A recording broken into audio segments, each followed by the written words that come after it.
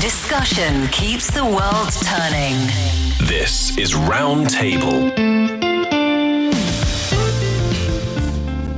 From the heart of Beijing to the edges of the global stage, you are at Roundtable. I'm Liu Honglin. In today's world, young people are not just observers of global change, they are participants in shaping it. To highlight their voices in international milestones, Roundtable is happy to present Generation Global Navigating a Changing World, a new series dedicated to this urgent premise. We launched this series at the National People's Congress. China's national legislature opens its fourth session at the Great Hall of the People in Beijing on March the 5th. As China's two sessions gear up on full swing and the country steps into the first year of its 15th five-year plan, artificial intelligence keeps being one of the defining themes of this new chapter. China's rapid AI progress is attracting global attention, and for foreign youth studying and working in China, it is both exciting and complex. Today's conversation is between Ace Asim, a researcher and student focusing on AI and ethics at Peking University, Yushun, who's covering the two sessions himself, and our very own Steve Hatherley. Now pull up a chair and enjoy their conversation. Welcome to Generation Global Navigating a Changing World. This is a special series featuring young voices from China and around the globe. I'm Steve Hatherley from Roundtable. I'm with Yushun from Roundtable as well. Good afternoon. How you doing? Hi, I'm good, and this is a good setup. It's a great setup. I love our studio and I love our topic today. And this AI is a topic that you are, number one, familiar with, and number two, you love. Definitely, and we've been talking about the topics of AI for so many times. And of course, ethics is the points that we need to mention when we are in this era that AI is developing so fast that we can get shocked basically every week. We're at a critical juncture with AI as we speak. Well, today we're joined by Ace Asim, a researcher and student at Peking University. An interesting story. He's originally from New Jersey. He now bases himself in Beijing, and he brings a cross-continental perspective to one of the most urgent conversations of our time: how artificial intelligence is reshaping societies across industries and cultures. His work sits at the intersection of AI and ethics and policy and cultural perspective, exploring how emerging technologies shape our future, influence equity, and reflect different societies' values. From algorithmic bias and media representation to how AI tools are reshaping storytelling, creativity, and access across cultures. Ace definitely offers a global lens shaped by not only being from the United States, but living here in China and studying across continents too. Also, Yushun, our conversation with Ace happens to coincide with China's two sessions. That, of course, is the annual meetings where the nation charts its policy direction. And this year, it's an important discussion because AI governance and the ethical boundaries of emerging technologies are very much a part of the conversation as China balances innovation and responsibility. You know, we're living in a world, of course, we know where AI is transforming rapidly how we create and consume and connect. Conversations like the one that we're just about to have with Ace will help us understand not just what AI can do, but what it should be doing. Ace, good afternoon, and thank you so much for being with us today. Good afternoon. Thank you so much, Steve and Yushun, for having me. I'm very excited to talk with you guys. So it's been a little while since you've relocated from New Jersey to Beijing, correct? It's been a couple of years? Yeah, it's been, so I first got to China in January of 2024. I lived around Shanghai, around Suzhou, Shanghai area, for about 2 years until, this past fall where I'm now at Peking University in Beijing. So definitely a change of pace with regards to going from the US to China, but also from Shanghai to Beijing. They're two very beautifully distinct cities. Then I think you will have the similar experience of traveling from that southern part to Beijing as I did, because I am actually born and raised in that area, that southern part of China area. Not far from Shanghai, right? Yes, it's really close to there. And how are you feeling right now living in Beijing and experience all the climate and everything? Yeah, I mean, I would say, yeah, just today actually, I was in Chinese class and my Laoshi asked me what I think of Beijing's weather. And the first thing that comes to mind is gan. It's incredibly dry. So, when I was in the south, it was humid and but here it's just the winter is just brutal. It's cold, it's windy, and it's dry. So I have to keep moisturizing myself and putting chapstick on or else I'm gonna I don't know, you know, disappear. I'm laughing because that's exactly the same experience I went through with my first winter in Beijing. All right, well, let's dive into it, Ace. Let's talk first, perhaps, about the experience of living in America, of course, being from there and now studying and being in China and how that relates to AI.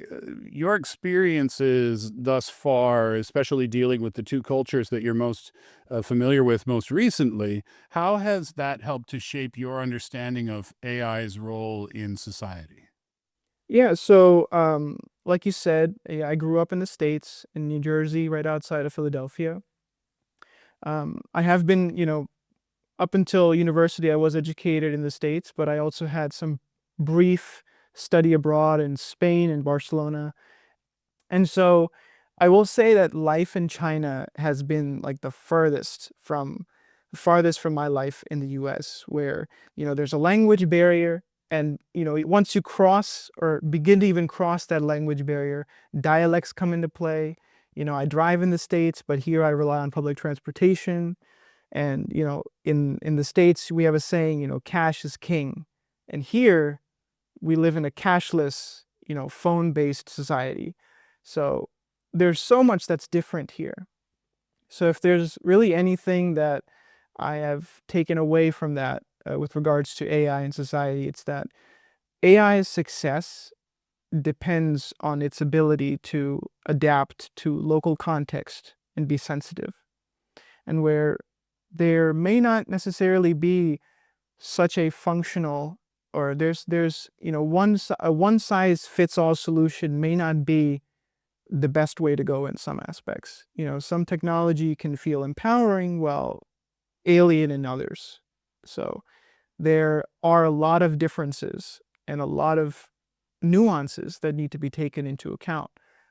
I've had my experiences with just cultural differences.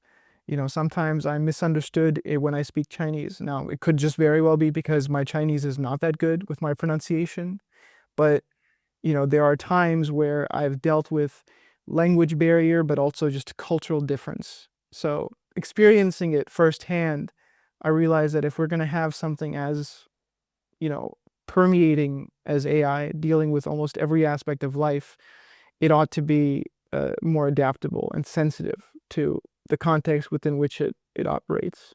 Do you think that you said something that kind of gave me a light bulb moment that I don't think I've even thought about before about AI adapting to society? But my first reaction when you said that was, I feel like society is adapting to AI. The technology is coming out, the advancements are coming out so quickly. Yeah. I'm constantly trying to figure out, how to use the latest app on my phone or the latest update in AI. Do you think there's any debate to be had there? What is adapting to what?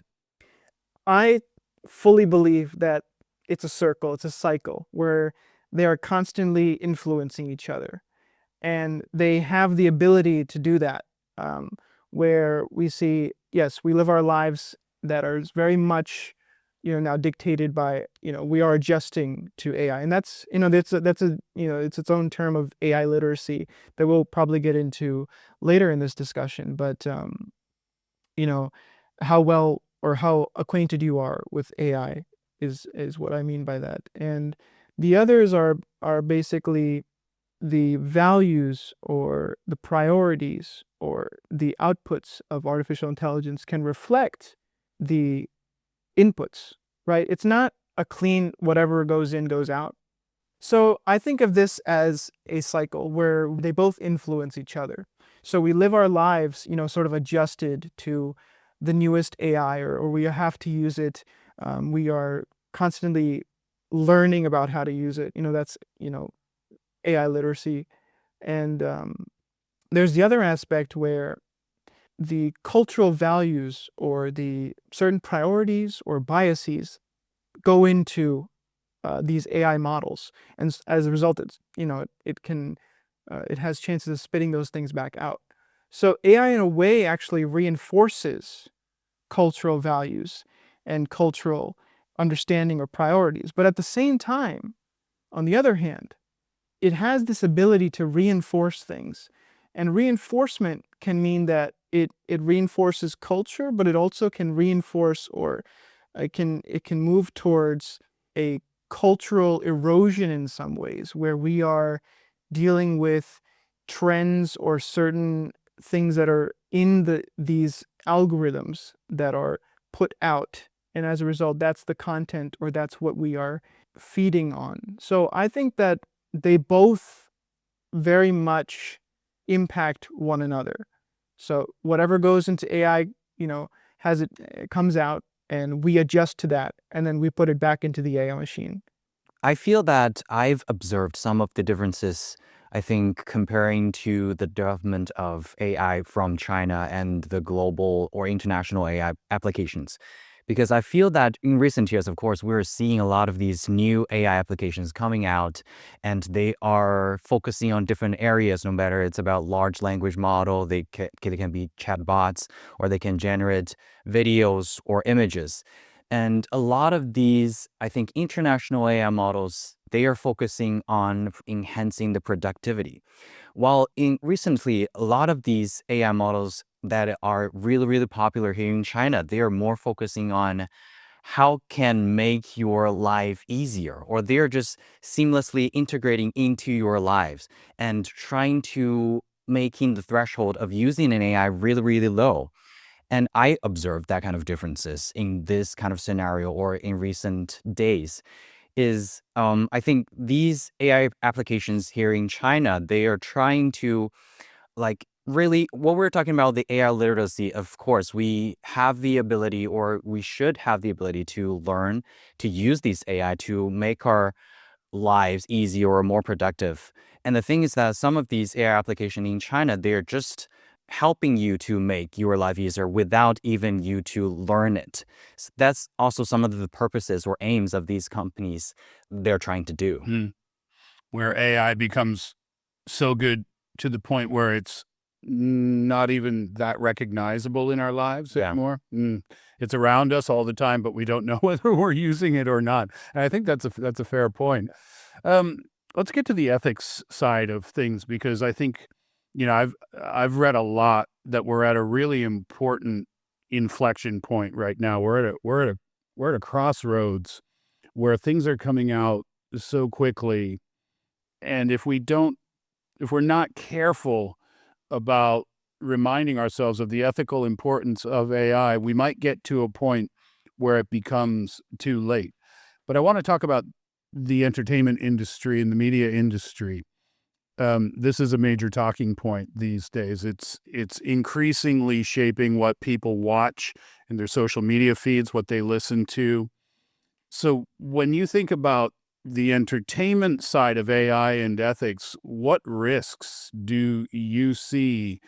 We're living in an AI algorithm-driven culture. We're living in constantly surrounded by recommendation systems, feeds, things like that. What risks, what problems, what dangers do you see there, Ace? Yeah, so those, those algorithms, they aim to sort of predict what we'll engage with, or, what will keep us engaged with that particular thing. So it could be based off of our watch time, how many clicks, we've had on it, or how much time we've spent on the apps. And it's not necessarily about much more than that, in a sense, where there are a few ethical risks that come with that sort of incomplete nature of algorithms. The first one, actually, there's an article on Harvard Business Review that covered this really well, but it basically it helps differentiate habits between true preferences. So oftentimes these recommendation systems simply just watch our behavior, and don't necessarily help us to accomplish certain goals or values we may have. So an example is, you order pizza every Monday out of the fact that it's convenient for you. But the algorithm doesn't know that you did it out of convenience. Rather, it just assumes that you love pizza. So it'll keep pushing it back, into your system, regardless of whether you want to eat healthier. So it's like a very literal assistant that doesn't really, that just watches what you do and doesn't necessarily ask how you feel. So that issue is very paramount. That's one that's talked about a lot with regards to algorithms not exactly showing what is good for you. And good is defined, in its own way, but it's what you are actually trying to get at versus what you may do, right? Sometimes you may hover over, junk food for like 1 hour with your mouse, but you actually might end up clicking on healthier food. So there is a lot that is not being covered yet in these algorithms. So we are getting recommendations based off of incomplete data sets at times, which as a result can have ethical or, these other issues down the line. The other concern is, with these algorithms show you what you like or have previously engaged with, it's in that way harder to stumble into that unfamiliar niche or challenging content or those territories. So not only does this, sort of shield you, or not only does this prevent you from, going into those areas that you may like a different type of music, or you may like a different type of food, but you're not able to, it's harder to get to those, to get past these algorithms to then stumble into that territory, right? And that also can harm an artist or a restaurant or any producer of a good, where maybe they sell something or they providing something that may be unfamiliar or maybe niche. And because there may be a status quo or a trend or something, that it can steer you away from that and towards what is familiar. And we all know that when we are dealing with things that are familiar all the time and not challenging, it can become somewhat of an echo chamber. And, echo chambers aren't necessarily the most unproblematic of things. And the third thing is there's algorithmic bias that happens, right? So anything that's trained, when algorithms are trained on human data, they also absorb the prejudice that may be in it. An example could be a company that hiring tools that learn to favor men in male-dominated industries, which, can reproduce these unfair patterns at a scale.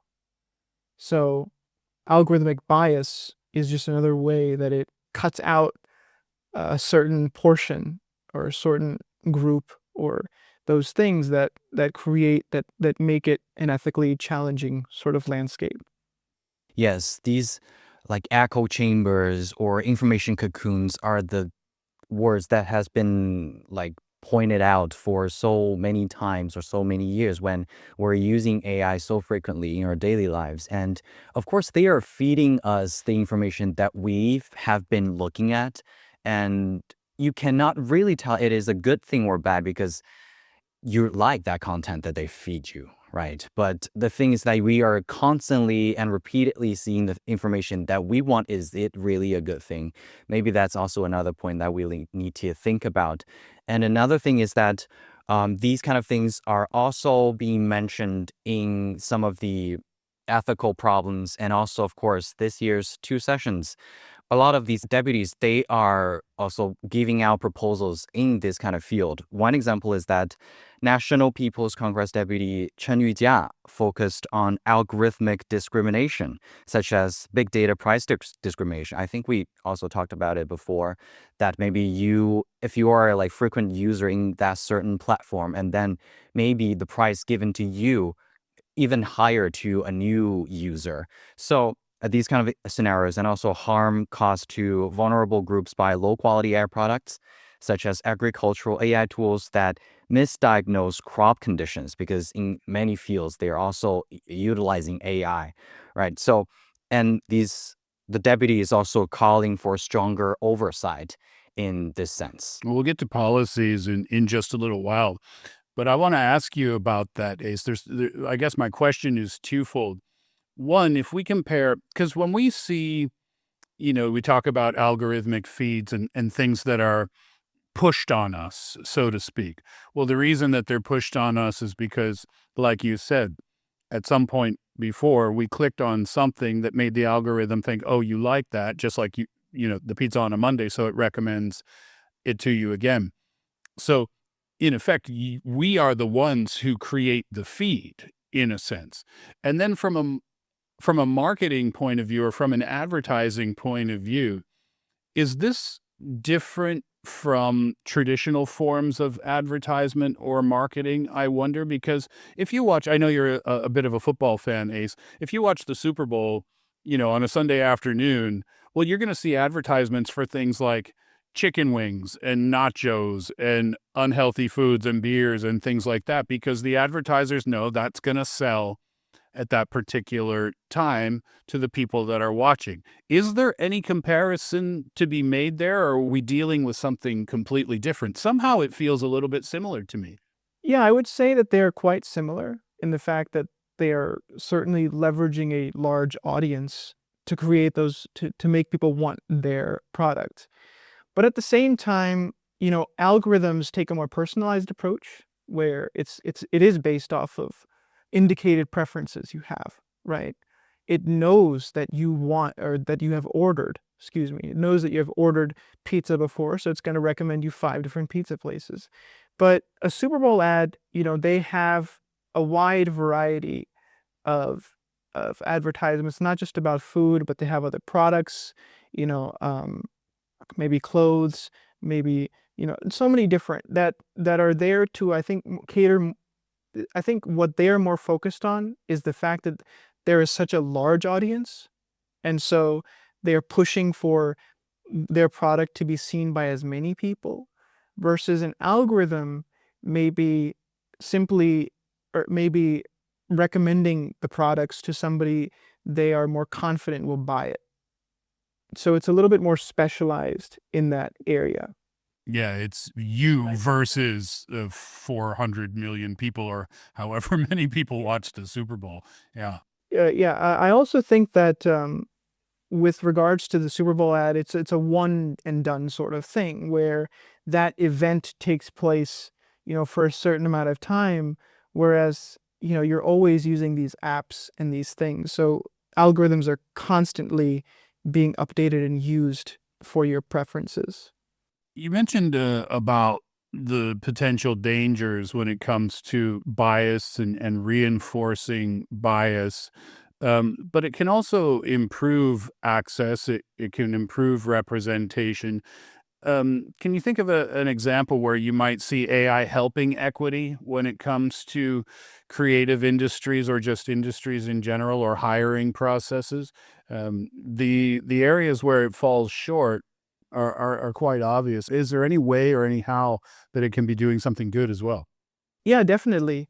Education is a great example of how AI is being used to help. Obviously, it doesn't come without certain issues, but in a way, it has been said that AI can democratize learning in some ways, right? Students can use chatbots or AI tutors to offer some extra personalized help where teachers may be scarce.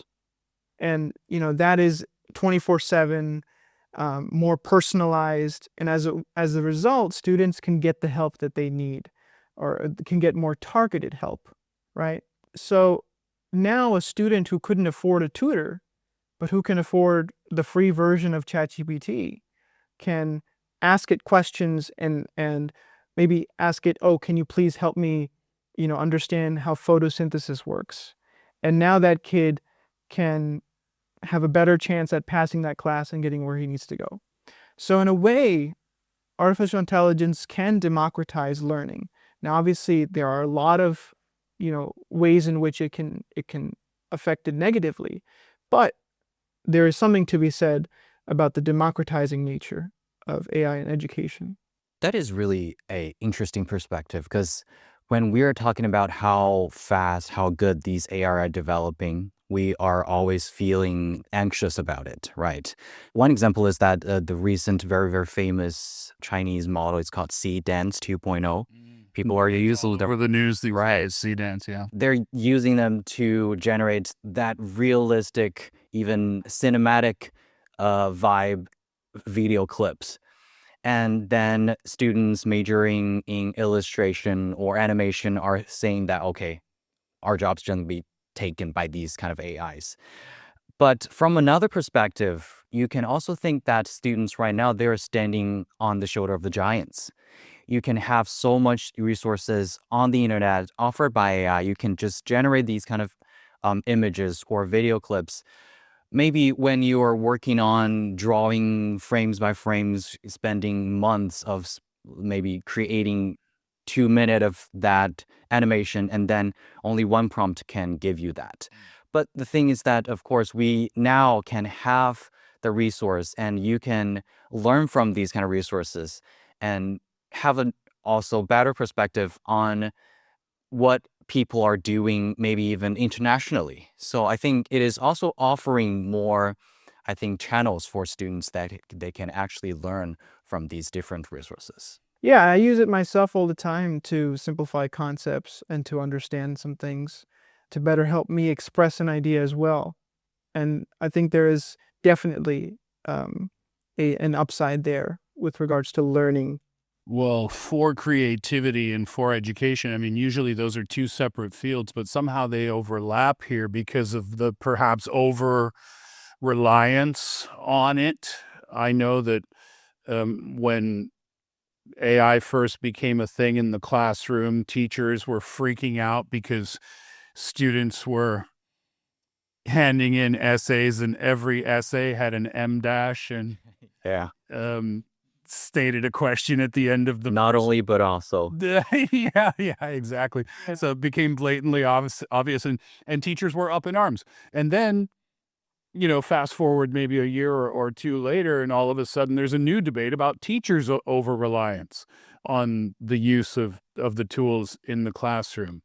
We can make, like Yushun just said, we can make probably full-length movies in a matter of prompts and minutes, whereas actors and directors and voice artists and producers would take months and years in a large budget. I think it's easy to see the arguments on both sides where we can say the tools are there to assist. Why not make use of them? And the flip side of that coin is, but over-reliance on the tools takes away something from our own ability to learn, our own ability to create. Where do you lie on this issue, which is basically the crux of what every AI conversation is about these days? Yeah, I try to keep it centered on the idea that AI is a tool and it's not a replacement. So I like to think of it as I use it for grunt work sometimes, and I keep, my contribution as far as the judgment aspect. For example, you can draft a paper or a translation or ideas or something, but you will decide the structure, the emotional core, the tone of it. And I use it a lot as a collaborator too, to ask me, challenging questions to sort of stress test whatever it is I may need to argue in a paper or something, or suggest alternatives. And in those ways, you are able to use it as a tool, but also maintain a position that is irreplaceable, and to maintain a strong position that allows you to remain intact with things that are our strong points as human beings, as emotional beings, as beings that feel, that can sense. These things that we allow ourselves to remain in control of, but allowing the tool to help us.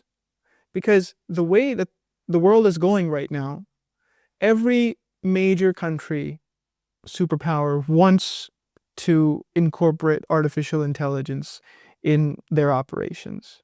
It's an incredibly important asset.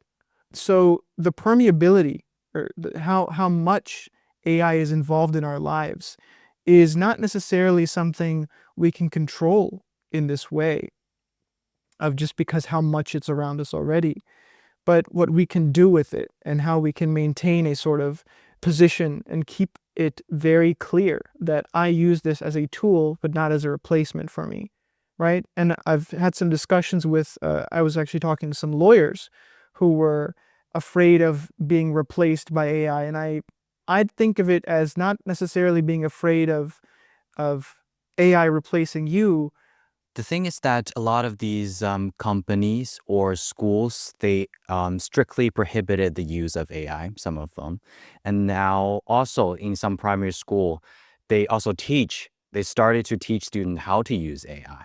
So we're not saying that, either side is wrong. But the thing is that we need to change our mindset or the idea towards the AI and the idea of how to use AI when the time is changing. I just worry about equity. You said, Ace, about, and it's a great point about how, students who might not be able to afford a teacher or a tutor outside of class time, now they have a tutor in the palm of their hand when they hold their phone. But at the same time, we see private schools popping up, which is fully AI focused. One that we were discussing recently is called Alpha School. I'm not sure if you're familiar with that one. It's popped up in the States. It's something like $65,000 a year. Now, Wow. obviously, not everybody can afford to go to school for $65,000 a year. So that's one example. But then if we look at it from a broader context, not every country will have equal access to AI tools that, a wealthier country might have. So again, it's the balancing act. But instead of the education side, let's focus on the countries. How can we ensure that we can all have access to the same tools, the same AI in the future, so it doesn't create an even greater divide around the world? That's a tall order, that question. I think that if we want to move towards equity in artificial intelligence, I think that we have to overcome a few logistical steps, but also one thing is that AI literacy is incredibly important. So there's one aspect of, what we call the digital divide as people who simply don't have access to it and people who do have access. And the other, a few steps further is being able to leverage those things properly. Now, I can't speak so much as to how countries can begin to get to that first step of getting access. I'm not qualified to speak in that way or about that subject. But what I can say is that, countries who do have at least access to the internet or these tools, the beginning phases of these tools even, is to encourage more understanding and more digital AI literacy, to teach students, to teach people as to how to use it properly. How to use it properly means how to prompt it, how to be skeptical of its responses. Skeptical meaning don't take what it says for surface value. Just like anytime you read something on the internet, you might want to, or you do want to, even especially if you're researching something, if you're writing about something, you need to fact check. You need to make sure that you need to follow the way that it's thinking or the way that, it's getting to its answer. So those sorts of things are definitely something that countries can really hone in on, and to try to encourage students to understand and look at AI from a lens that it's a tool, but also to be skeptical of it in ways. Skeptical, maybe skeptical isn't the best phrase because it automatically has a negative connotation, but a more critical lens. Sounds like you're talking about a cousin that you're not quite sure of. Like, do I trust what he's saying, or do I trust what she's saying, or maybe I should ask somebody else before I take it to be true. But that's Exactly. kind of what we're dealing with here. Yeah. Yeah. Okay, so let's turn to the business side of things. When we talk about AI ethics, the conversation often goes to tech companies, film, gaming, music, entertainment industry. And I want to come back to the point that I brought up before about how we're at a really important junction right now. And I've heard people say that if we don't put the ethics into the AI right now, we have about a 5-year window to do so, that it'll be too late and we can't retrofit it. The comparison I saw, I think I was on the Virginia Education Board website or something like that where I saw this. They compared it to retrofitting seatbelts in a car. You don't put the car on the road and then figure out whether the car is safe and then go, oh, we have to put the seatbelts in later. And they were comparing that to AI, saying we need to instill the ethics in the AI because we can't just attach it later on. And that applies to various industries. What are your thoughts on that? And I mean, again, you used the expression tall order before. Is that an equally tall order to make sure that we get ethics into these different industries at the right time? Yeah, I mean, I think the tallest order to me is getting ethics into the AI systems on time. But with regards to, this sort of point of no return, or this idea that we need to be very prompt with our putting ethical regulations, putting very stringent regulations in these AI systems, I agree with it 100%, where we do need to be very fast with it, because it is, I mean, we all know, and anybody can look up how fast AI is, becoming prevalent in every industry. And that's why it's important that we have clear understanding of what, when we should use it, how we should use it, why we should use it, when we shouldn't use it, these sorts of questions. But, and that seatbelt example is a very good one, where we need to be prompt with putting in those ethical concerns. But I think at the same time, I would like to view it more as a constant conversation or a constant trial process where we have ethical regulations that are put there in place to provide a structure, but they are also there to, be added on or to be adjusted as our needs, as localized needs, as the future needs, whatever these things may be different. So I always kind of would advocate for it to be a constant conversation, something that we are always improving, because AI is something that is always improving and will continue because it keeps learning.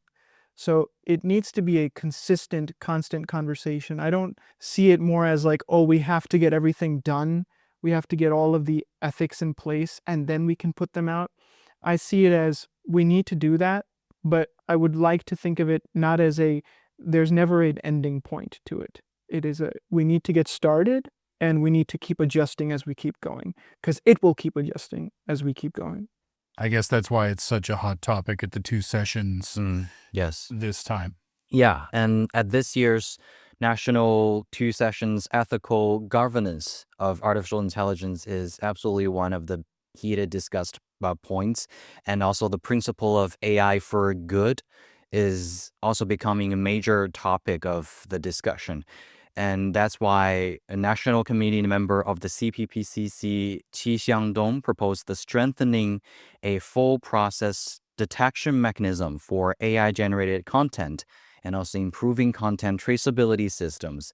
He also suggested issuing targeted regulatory guidelines for key scenarios, clearly defining liability in areas such as autonomous driving and also intelligent healthcare. We covered some of these points before.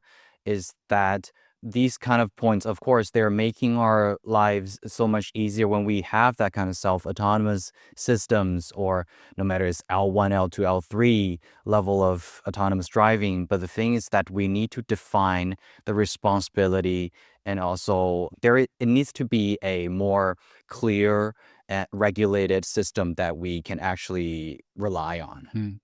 Yeah, I agree that transparency is also something that is definitely important, where we can trace back, and understand the process, understand, how from a prompt to a result, what exactly happened.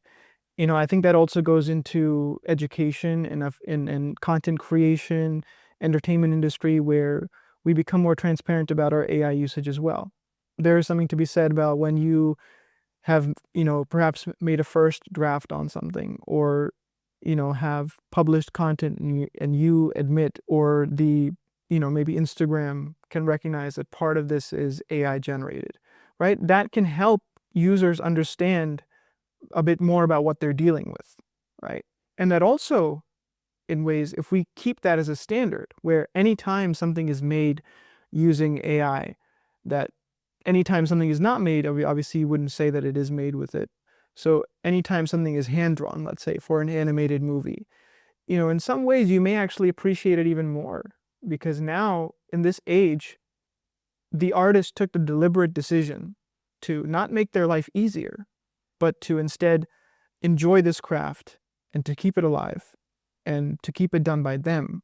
And that can also, to their audience, be a little bit more satisfying as well.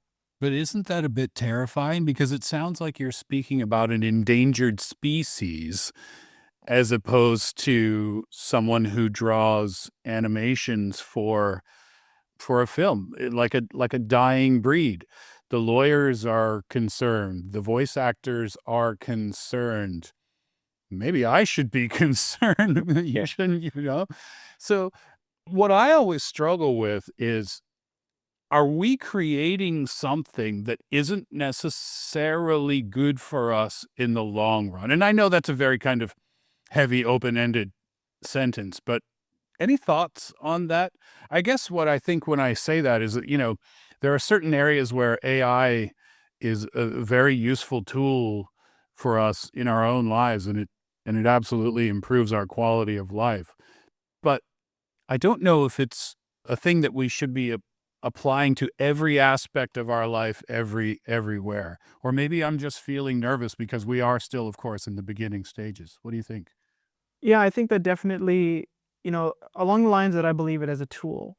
There's no, straight answer as to whether we've created something that is going to help or harm us in the long run. And that is why it's important that we look into and help to take control, or help control in some ways the results of this tool that we are using, through these, ethical guidelines and things like that. But yeah, it certainly does improve our quality of life now. And yeah, I grew up watching, sci-fi movies, and actually the reason I got into AI in the first place, AI ethics, was because I loved those movies that, specifically like Terminator 2 that talked about, or Terminator that talked about an AI that takes over and becomes self-aware and those sorts of things. So I am also incredibly aware, I will say, about the fact that it can go downhill very easily if we don't take prompt action. But I'm also of the opinion that it does improve our quality of life, and it does help us, so long as we use it in the right ways. And those right ways should be communicated clearly by policymakers and ethicists in this area. So, final question for you. What do you think? I mean, we're hearing lots of talk about it, and policies being made now in 2026 at the two sessions, which we can't disagree that that's a great thing. That, yeah, as new technology and AI tools come out, stop, check, make sure we're doing the right things with them, then move on because we know the next ones are going to come out immediately. From your point of view, what are some of the next steps that need to be taken? And you can answer that in terms of policy, or in terms of from an individual point of view, what needs to happen next when we think about AI and ethics? I think that because of how widespread it is, everybody is at the receiving end. Almost, so many people, regardless, have access to these things. So I will answer this question from the perspective of the user, or people like us who just use these AI devices. Policymakers, the ethicists, that's a different thing. But I think that, and it's something that I've talked about so much already. I'm sure I'm boring you with saying it so much, but it is really AI literacy. It's really understanding how to use it and how to maintain it as a tool and not as a replacement. The reason I have this as my answer, and it's so important to me, is because even at school, so many students are using artificial intelligence, and it is really in some ways harming their ability to think by themselves or to do things without this tool. And I feel like if you can't work without it, then that's a warning sign. And on the other hand, I feel like, there are some educators who don't understand it at all and therefore reject it. And there are some who encourage the use. And I feel like there's a lot of mismatching between students, teachers, and in general, the population. I think that can be alleviated with understanding, playing around with these tools, and to truly apply it to your life, to understand it, and then to then make a decision as to when to use it and when you don't want to use it, and to set aside time maybe of building AI-free phases into your process to help, maintain your own free thinking. So I think that the next step is for people who use it, and in general for people who can have access to it, to become familiar with it and to truly try to understand what it can do for you. Try out different questions, try out different prompts, try to incorporate it in your own life. I was actually having a conversation with a teacher back in New Jersey. I had asked him what his opinion is as an educator on AI, and he said that originally it was difficult, and there was so much reluctancy to understand it or to incorporate it in anything. But after applying it to his own personal life for things that maybe helping him with a certain purchase, or helping him with what outfit to wear, these sorts of simple things that can help in your own life when you see it applied to your own life, then he was able to understand its benefits on a more broad scale. So the next step, become familiar. I think that the AI literacy is not only saying about how to use it, it's also about like when to use it and also when not to use it. It reminded me of when short video platforms are being so viral worldwide, when people are just like putting so much time on that kind of fragmented form of video. And then people are saying, okay, they're harming us. But also another perspective is that we have now fragmented time to actually get into the world and have so much more channels to get into that different fields of the world.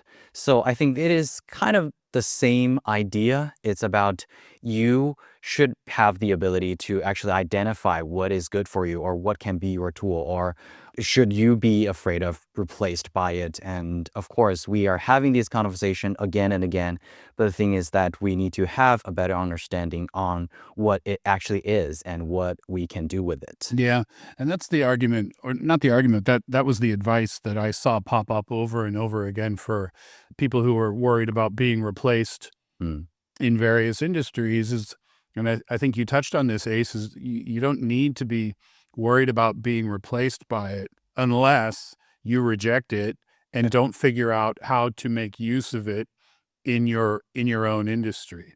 That would be the critical advice, I guess, for young students now who are worried about this coming into the workplace is, you can still follow your dreams and be passionate about what you want to do with your own future. It's not like everybody should be, taking AI classes exclusively in all universities around the world, but yet rejecting it would also be a mistake, because whether we like it or not, it's going to be a part of our lives for a very, very, very, very long time. So we might as well figure out how to use it to our advantage. You think that's a fair statement, Ace? I think it's a fair statement. I think with regards to the employment being replaced, there obviously, there's discussion about jobs that are replaced already by it, and some specific things that may not be able to be mitigated by somebody just learning about it. Some machines replace humans, and as a result, and similarly, some AI bots, replace humans as well. And I just want to make it clear that when I say that, somebody should become familiar with it and use it and understand and leverage it for their job, it doesn't automatically make them immune to this sort of thing. And I'm not trying to, also make anybody scared for their job, but because I can't speak for every type of industry. I'm sure there are other industries where these things are actually replacing people, and it cannot, and their knowledge of AI may not necessarily be the only solution to the problem. There's some things that cannot be avoided. But for higher level jobs that I've interacted with, whether that be in academia or in the legal sense, in those areas, I'm mainly referring to it. But yes, generally a fair statement.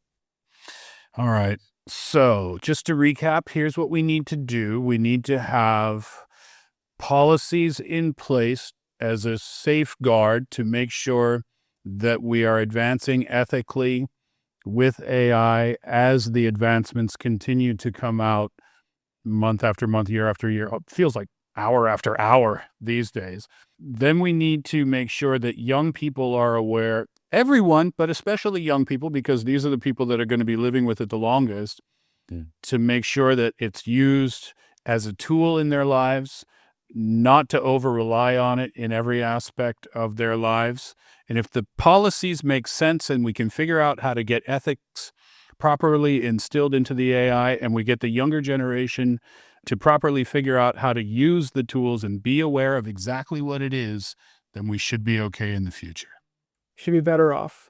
Yeah, we should also take into account in the policy and ethical decisions on what the localized needs are. Every culture prioritizes things differently. Every government, there are so many differences in how the same things are understood. So those also need to be taken into account. And by all means, that is a tall order, but it is an incredibly important one and is a worthwhile one. Well, the good thing is we're aware what needs to be done. The tragedy would be if we didn't even know it. Ace Asim, thank you very much. You said boring us before. Oh my goodness, that was such an entertaining conversation, and thank you for enlightening us with your thoughts and ideas on the issues with ethics and AI. We had a great time chatting with you. We learned a lot, and hopefully we can have the chance to speak with you again at some point in the future. Thank you so much for your time. Thank you, guys. Appreciate it. You've been listening to Roundtable with our new series, Generation Global, Navigating a Changing World. Today, we've got Steve Hatherley, Yushun, and Ace Asim discussing artificial intelligence and its future development in our society. I guess coexisting with AI is not a technical adjustment. It is a societal negotiation. Bridging divides, digital, economic, cultural, requires more than innovation. It needs something like a conversation, grounded in lived experience and informed by global perspective, just like what we had today. So, after listening to their discussion, what do you think? We would love to hear your thoughts on today's topic. Leave us a comment wherever you listen to your podcast, or send us an email to roundtablepodcast@qq.com. That's roundtablepodcast@qq.com. Deep dives and nuanced views. We're clearing the table for now, but may the ideas stay with you. I'm Yuhong Lin. Thank you for listening. Bye-bye.